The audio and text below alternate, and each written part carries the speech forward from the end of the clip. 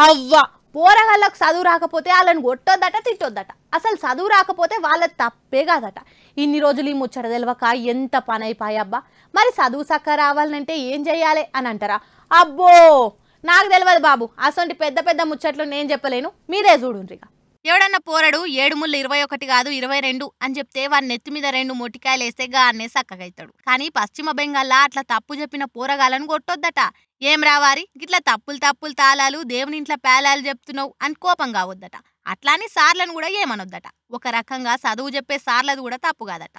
ఆగో చదువుకునే పోరంది తప్పు కాకపోయే, తల్లిదండ్రి తప్పు కాకపోయే, ఆఖరికి చదువు చెప్పే సార్లది కూడా తప్పు కాకపోతే మరి ఇంకెవరిది తప్పు అని అంటారా? బెంగాల్ బీజేపీ పెబ్బ సుకాంత ముజుందార్ చెప్పే ముచ్చటేందంటే అలా రాష్ట్రంలో పోరగాళ్ళకు చదువు రాకపోతే ఆ జిమ్మెదారి సీఎం మమతా మేడందట.